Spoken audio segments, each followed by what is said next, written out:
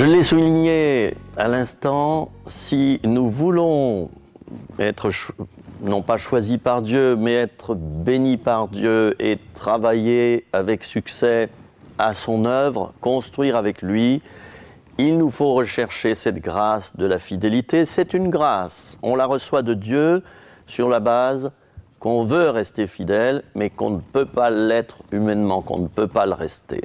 Cette grâce, nous devons tous essayer de la recevoir de Dieu. J'aime bien ce dicton, c'est un dicton qui dit ceci: si tu te crois trop grand pour faire de petites choses, alors tu es trop petit pour faire de grandes choses. Alors commençons par le commencement.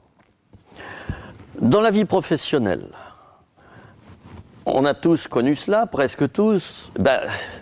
Au début, on est au bas de l'échelle. Et par exemple, moi je n'ai pas été apprenti, mais presque. Et j'ai travaillé dans l'hôtellerie. Au début de mon métier, on me faisait faire les nettoyages, on me faisait ranger le matériel, on me faisait faire la plonge. En tant que cuisinier même, je faisais la plonge. On doit tous passer par des petits commencements. Et pour devenir chef cuisinier, il faut d'abord commencer par savoir laver les casseroles et puis savoir nettoyer le sol. Dans les choses spirituelles, c'est la même chose. Alors, si nous ne voulons pas commencer par le commencement et que nous voulons tout de suite, dans le service de Dieu, accéder à des responsabilités hautes, nous nous trompons, nous nous séduisons nous-mêmes et nous sommes peut-être orgueilleux. J'aimerais que nous puissions choisir ensemble quelques exemples dans la Bible d'hommes et de femmes qui ont été fidèles dans des petites choses. Et tout d'abord, bien sûr, et vous me voyez venir, c'est l'exemple de Noé. Noé, à qui Dieu a dit de construire une arche. C'était tout à fait ridicule à l'époque parce qu'il n'y avait pas d'eau, il ne pleuvait pas. Dieu parle à Noé, un homme droit, un homme fidèle, un homme obéissant. Dieu lui dit, tu vas te transformer en menuisier, et puis tu vas construire une arche, tu vas construire un bateau. Et Dieu lui donne les dimensions, il lui dit 137 mètres de long, 23 mètres de large, 14 mètres de haut. Bon, à l'époque, on raisonnait en coudées, mais là, j'ai fait la conversion en mètres et en centimètres. Et puis, Dieu lui a montré une arche de 3 étages, avec une fenêtre de 45 cm de haut tout autour, et un toit. Et le tout pour 8 personnes. Eh bien, chers amis, Noé, qui était moqué par ses contemporains, les contemporains d'ailleurs qui buvaient et qui dansaient et qui se comportaient très mal, chers amis, Noé, lui, il a eu le courage d'aller jusqu'au bout et au moment du déluge, il a été sauvé et nous sommes tous des descendants de Noé.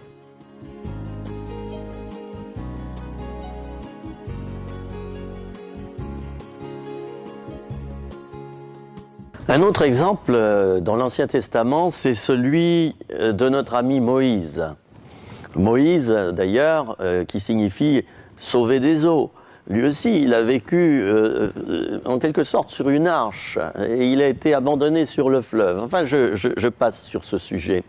Mais j'aimerais dire simplement au sujet de Moïse que Moïse a construit le tabernacle très fidèlement selon les plans que Dieu lui a montrés.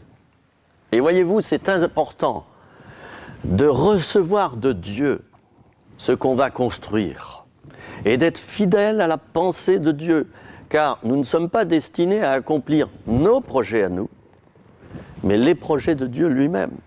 Autrement dit, libérons-le pour qu'il nous donne les plans. Moïse, quant à lui, a construit fidèlement le tabernacle. J'en ai vu d'ailleurs une reproduction en Suisse il y a des années en arrière, une reproduction magnifique, et je l'ai visitée, ça m'a beaucoup parlé.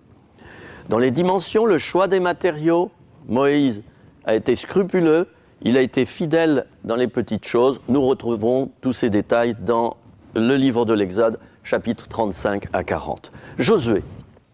Josué est le successeur de Moïse. Josué, il va conquérir Jéricho, une ville dont les textes nous disent qu'elle était fermée et barricadée. Rien ne rentrait, rien ne sortait de la ville.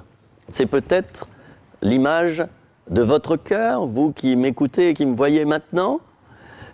tout est fermé, barricadé à l'intérieur de vous-même, eh bien sachez que Dieu, certainement, va pouvoir, j'allais dire, déverrouiller les verrous de fer, ouvrir les portes de votre cœur. Si vous le cherchez, vous le trouverez, si vous le cherchez de tout votre cœur. Alors, revenons à l'ami Josué qui prend Jéricho selon les détails que Dieu lui montre. Il ne va pas prendre Jéricho n'importe comment.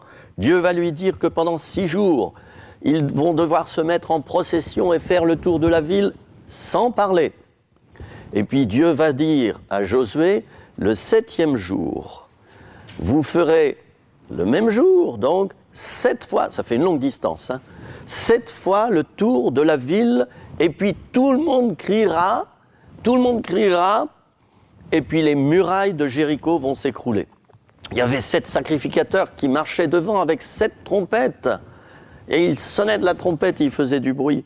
Chers amis, Josué a été fidèle. Il a utilisé ce moyen pour conquérir la ville. Humainement, c'est fou. C'est impensable. Ça a marché. Et parce qu'ils ont obéi tous à Dieu dans les détails, les murailles se sont écroulées. C'est ce qui peut se passer dans votre vie à vous si vous écoutez les conseils de Dieu vous concernant. Merci.